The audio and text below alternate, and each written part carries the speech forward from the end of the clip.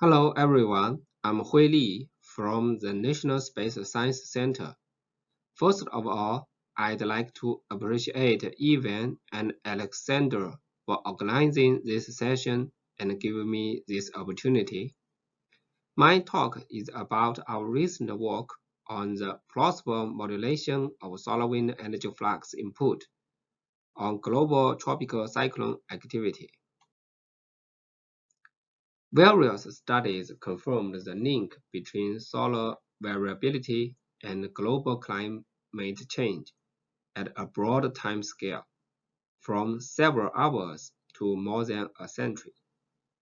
Two major forms of the solar irradiance exist. One is the solar photons, and the other is the solar wind energy flux. The energy content of solar photons is of 4 or 5 orders higher than the solar wind energy flux. Therefore, most of the researchers neglected the solar wind energy flux. However, considering the variation amplitude during a solar cycle, E-in is comparative to solar photons. It may drive the Earth's weather and climate change through some nonlinear interaction mechanisms and enlarge its effects significantly. The solar influence on the tropical cyclone activities has already been revealed by many studies. For example, the relationship between the solar cycle and Atlantic TC activities, and the relationship between magnetic storms and Atlantic TCs, the relationship between sunspot number and US hurricane frequencies, and so on. But most previous studies focused on the effects from solar electromagnetic radiations. In this study, we will pay our attention on the influence of solar wind energy flux. To represent the tropical cyclone activities, we used the International Best Track Archive for Climate Stewardship project. It provides the best track data of TCs in a centralized location, and it contains the most complete global set of historical TCs. From 1963 to 2012, a total of 6,238 TC events have been recorded.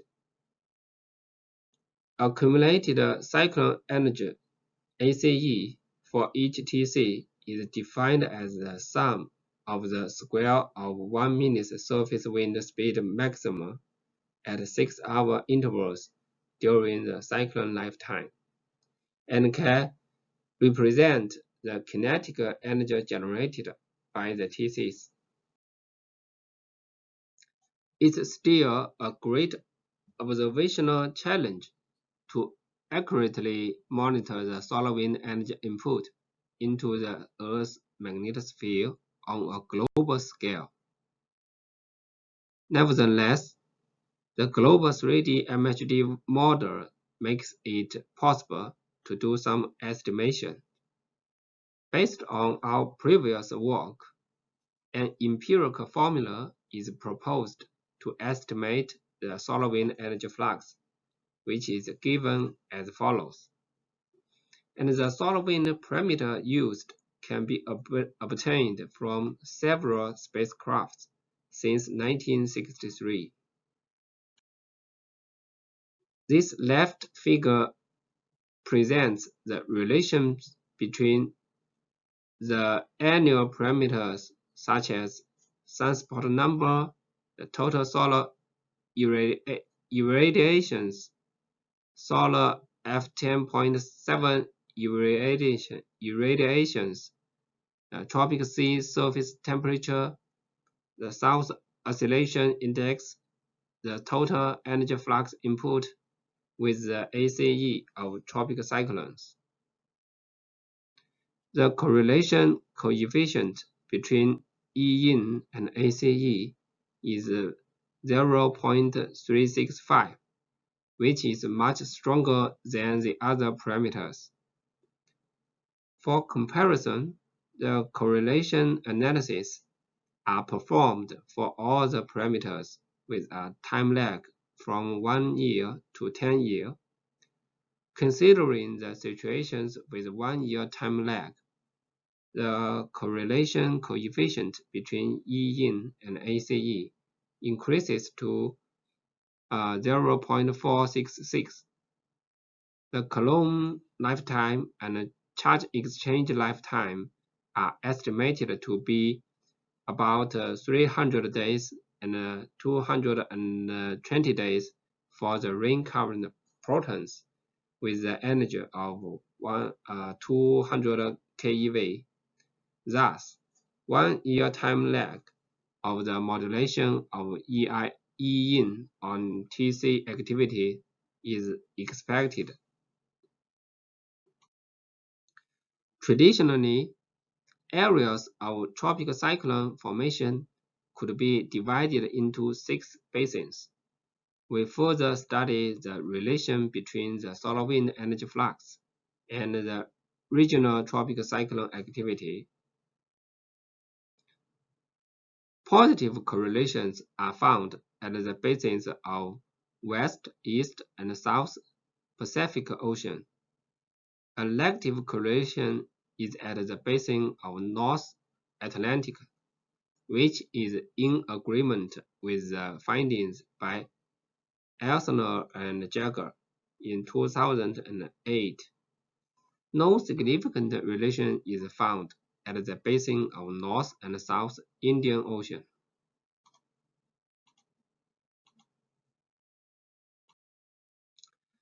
If the solar wind energy flux can indeed modulate the global TC activity, a natural thought is that a TC activity should be more intense during the period when more solar wind energy flux enters into the magnetosphere.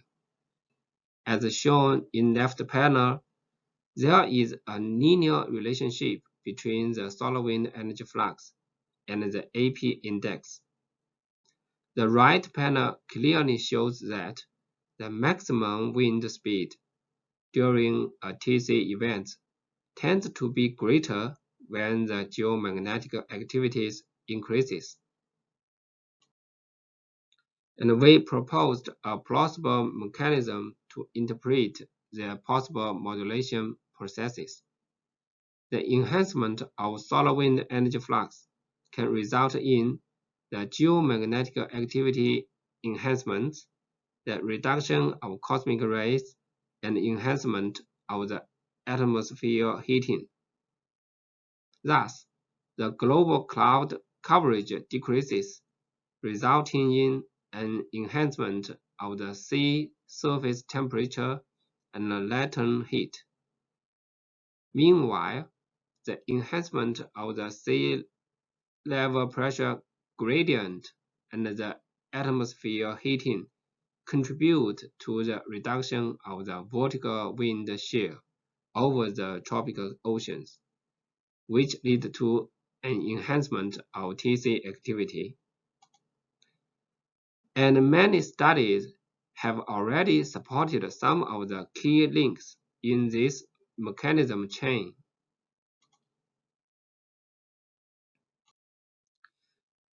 Composite maps here provide some indirect evidence to support our interpretations. When the solar wind energy flux increases, the total cloud coverage over tropical Pacific and Indian Oceans decreases, while the situation over tropical North Atlantic reverses.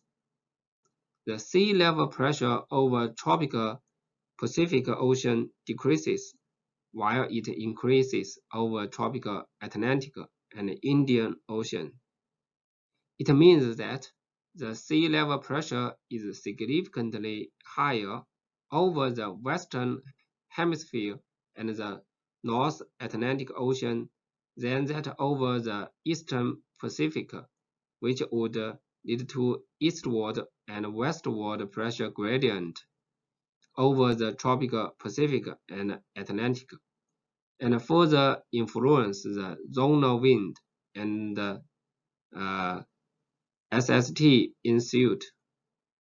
At last, the vertical wind shear over tropical Pacific Ocean reduced, while the situation reversed for tropical Atlantic and Indian Ocean.